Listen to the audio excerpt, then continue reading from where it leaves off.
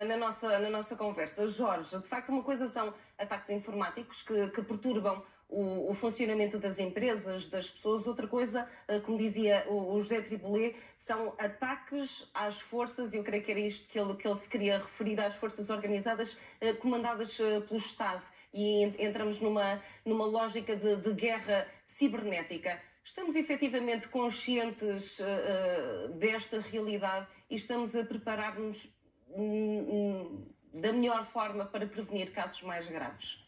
Agora, uma saudação ao professor José Triboulet, pena não estar aqui comigo, mas é assim. E posso responder de várias maneiras. Em primeiro lugar, do ponto de vista do direito internacional da guerra ou dos conflitos armados, nós estamos muito atrasados, porque há uma definição de ataque armado de 1973, a famosa resolução da Assembleia Geral das Nações Unidas de 3314. E nessa lista de 7 conceitos de ataque armado não está lá, claro, em 73, um ataque cibernético. Mas a verdade é que nos últimos anos nós temos vindo a verificar que muitos países se têm organizado com estados-maiores do ciberespaço, por exemplo, ou da ciberguerra. Por exemplo, os Estados Unidos têm 2 novos ramos das Forças Armadas, além da terra, do ar e da água, também têm o ciberespaço e também o espaço exterior, por exemplo. Nós, aqui em Portugal, como é que temos vindo a reagir a isto? Lentamente, mas estamos ainda longe de atingir o grau que seria desejável. Do ponto de vista da matéria criminal, há uma lei do cibercrime de 2009 que tem vindo a ser atualizada. Eu penso que as coisas têm vindo a evoluir, não obstante algumas imperfeições que ainda se verificam, falta de meios de investigação por parte da Polícia Judiciária e talvez a necessidade de criar novos tipos de crime ou até aumentar as penas, criar a figura do agente infiltrado informático, por exemplo. Mas depois há outras áreas novas, essas já estamos mais atrasados, mas já estamos a fazer alguma coisa. Em matéria de Forças Armadas, por exemplo, a última alteração à lei do Estado-Maior das Forças Armadas, eu acho que foi uma lei muito polémica, mas tem um aspecto muito importante, que é a criação de um departamento, de um comando de ciberdefesa e de guerra eletrónica. Nós não tínhamos. Isso entrou em vigor em janeiro. Portanto, as nossas Forças Armadas, à semelhança do que já fez os Estados Unidos e outros países, no âmbito da NATO, também já começa a ter um departamento próprio. Diga? Do papel para a ação. Sim, isso é um aspecto. O outro aspecto também que nós em Portugal talvez pudéssemos evoluir, como também já fez os Estados Unidos há vários anos, que também é importante a agência Signal Intelligence, a NSA, National Security Agency. Nós em Portugal temos 2 serviços de informações, mas nenhum deles tem uma especificidade em matéria de cibersegurança e ciberdefesa ou ciberintelligence. Mas ao entrarmos nesse ramo da cibersegurança, não estamos aqui também a beliscar, por exemplo, e nos últimos anos muito se falou na lei do RGPD da proteção de dados individuais. Depois ficamos em que meio termo? Pois, o problema é que nós, durante alguns anos... Estou a dizer isto, Jorge, porque introduziu aqui o conceito o exemplo da NSA norte-americana. E há uma clara violação. A atividade deles colide muito com a lei do RGPD que é aplicada na Europa. É verdade, mas repara, o mundo do ciberespaço hoje é um mundo muito mais poliédrico do que era. Nós até agora andámos a falar muito no ciberespaço e andámos muito contentes porque achávamos que os nossos dados, os pessoais, estavam protegidos. E até é verdade porque o RGPD de facto representou um avanço muito importante. Mas não têm noção daquilo que é pegada digital. Mas é que ao outro lado são os dados industriais, os dados empresariais, os dados dos clientes, os dados de infraestruturas críticas. Esses não são dados pessoais. E, portanto, nós durante estes anos descuramos por completo todos esses ativos informáticos, esses dados informáticos, essas estruturas, essas vias de comunicação que têm um valor enorme e se forem destruídos por ataques informáticos, portanto, introduzir vírus, introduzir qualquer outra coisa que possa destruir esse valor ou essa estabilidade, isso também significa de facto, uma coisa muito importante que está fora da proteção dos dados pessoais. Jorge, deixa-me perguntar ao José Triboulet, até porque que deixou ficar agora mesmo para perguntar ao Jorge Bacelar Gouveia quais são os critérios para definir as áreas críticas. Fala muito bem das áreas do transporte, dos bens essenciais, dos hospitais. Da água, da eletricidade. Do ponto de vista do OSCOT e muito mais próximo até daquelas que deverão ser as decisões políticas, pelo menos do ponto de vista do parecer, quais são os critérios para a definição dessas áreas críticas? Tem havido legislação nessa matéria. Aliás, há uma orientação europeia que foi transposta há uns anos. Agora, recentemente, saiu um novo diploma que veio substituir uma lei anterior sobre as infraestruturas críticas. Aliás, há umas que são só nacionais e outras que, pela sua importância geoestratégica, são consideradas infraestruturas críticas europeias. E, portanto, o que interessa é identificar essas estruturas saber se elas têm mesmo esse valor, essa importância como pontos de defesa do país do ponto de vista dos seus valores vitais, a sua independência, a sua integridade, o seu funcionamento, a sua continuidade, a continuidade dos serviços, a continuidade do Estado, no fundo é isso que se trata.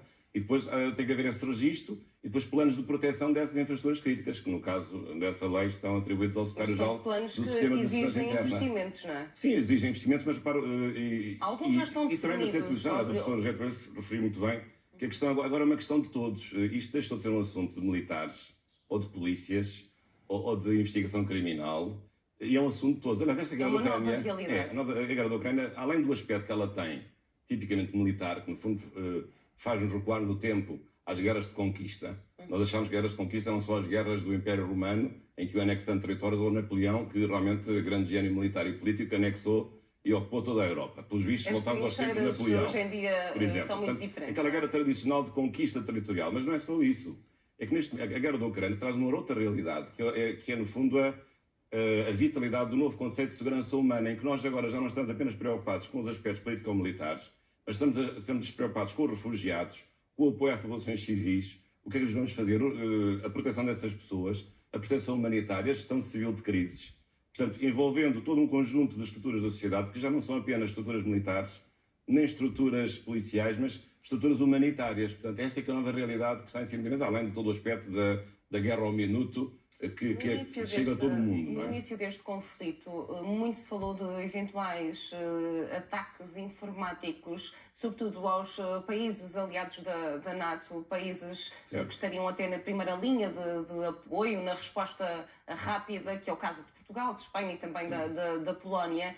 Passado este tempo, aquilo que aconteceu foi o expectável. Nós ouvimos os avisos, por exemplo, de Joe Biden a alertar para essa situação. Estamos a falar do presidente da maior economia mundial. Houve ataques, houve mais do que esperado, ou os países foram capazes de travar essas situações? Eu acho que, apesar de tudo, não ultrapassámos aquilo que era intolerável. Aliás, há o artigo 5º do Tratado do Atlântico Norte, do Tratado da NATO, que diz que um ataque a um dos seus membros é considerado um ataque a todos os seus membros, a chamada legítima defesa coletiva. É evidente que esse conceito de ataque, lá está o problema, não diz se pode ser um ataque informático. Mas se for um ataque informático em larga escala, acho como aconteceu, o grande exemplo é o exemplo da Estónia, feito pelos russos, que paralisou o funcionamento da Estónia durante um mês, em 2007, se isso acontecesse, espero que não, ou só acontecer em relação aos países da NATO, por parte da Rússia, isso pode ser considerado um ataque armado, no meu ponto de vista, numa visão atualista do conceito de ataque armado, porque em 73 não havia internet. E esse conceito não foi revisto pela Assembleia Geral das Nações Unidas. E, portanto, isso julgo que ainda não aconteceu, pelo menos formalmente assumido por parte do Estado russo, porque os ataques existem todos os dias por vários grupos supostamente privados. Mas para haver um ataque que seja considerado ataque armado de guerra, tem que ser um ataque formal ou um ataque que seja assumido por um Estado, por uma entidade pública, não por uma entidade privada.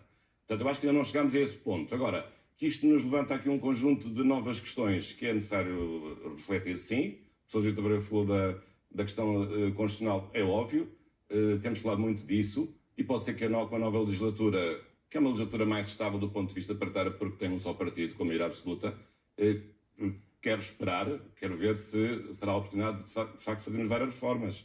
E há muitos anos que elas têm vindo a ser adiadas. A reforma dos serviços de informações, por exemplo, é um assunto. A reforma constitucional no que respeita à proteção civil, que pouco é referida. Hoje a proteção civil é uma realidade que nos atinge a todos. Basta lembrar os incêndios de 2017 e as pessoas que morreram.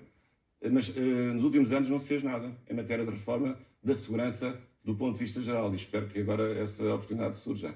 Deixa-me colocar mais uma questão ao professor José Triboulet. Uma última questão ao Jorge Bacelar Gouveia. Aliás, duas questões muito rápidas. Uma delas prende-se com a revisão do conceito clássico de segurança. É urgente. E depois, por outro lado, falar na literacia digital. Por um lado, é necessária mais literacia digital. Mas depois, por outro lado, não fica preocupado quando olhamos para grandes ataques hackers e estamos a falar de perfis de miúdos entre os 16 e os 21 anos? Sim, em relação à questão da segurança, de facto, a nossa Constituição é de 76. Por acaso tenho a curiosidade de ter sido a primeira Constituição do mundo. Em 76 não havia internet a proteger os dados pessoais, nessa altura se considerava informatizados, e estávamos em 76. Provavelmente a Constituição teve uma presciência daquilo que seria o futuro. mas de facto é preciso mudar tudo e a arquitetura do sistema constitucional em matéria de segurança global, nos vários ramos, nos vários pilares da segurança, tem que ser reformulado, isso tem sido muito dito e espero que agora haja essa oportunidade. Aliás, a revisão constitucional está para acontecer por muitos motivos. Acho que os motivos são menores em relação a este, que é um motivo maior, de atualizar um sistema de segurança nacional que não existe e que deve ser realmente melhor articulado. Esse é um aspecto. Em relação ao aspecto que refere da literacia digital, eu penso que nós temos vindo a evoluir, mas temos apenas percebido que há um lado, digamos, lúdico ou divertido ou fofo, se quiser essa expressão, do uso do ciberespaço. Mas esse lado das mensagens, das piadas, dos cartazes, das caricaturas, das pequenas intrigas, das pequenas invejas e dos pequenos ódios, pode levar-nos a um outro mundo muito mais perigoso, no qual entra também a juventude e a adolescência, muitos adolescentes, e de facto isso é perigoso, mas o Estado tem esse dever, tem o dever de educar os jovens para a cidadania e de educar para a cidadania, também educar para a cidadania digital. É isso de facto que falta. Tem havido alguma preocupação nessa matéria, por exemplo, o Centro Nacional de Cibersegurança, que até tem ajudado as empresas, e infelizmente até mais depois do ataque que foram vítimas, tem a minha solidariedade, evidentemente, tem ajudado as empresas dando algumas dicas para se protegerem preventivamente de ataques futuros idênticos àquele que foram alvo. Passamos. Mas isso tem que ser generalizado e tem que ser feito de uma forma organizada com as escolas, com as universidades, e já não é uma coisa só para os especialistas, nem para as pessoas da segurança, os especialistas da segurança, ou os especialistas da informática, é para todos. Porque realmente, como disse muito bem o professor José Tribolé, o ciberespaço está em todo o lugar, é uma realidade atual. Aliás, hoje fala-se muito na quarta revolução industrial, a internet das coisas. O que é isso? A internet está em todo lado e, portanto, nós temos que estar em todo o lado e a todo momento protegidos contra as maldades que a internet também nos pode trazer. Jorge Bacelar Gouveia e professor José Tribolé, agradeço a ambos a vossa presença e esclarecimentos neste jornal. Um bom dia.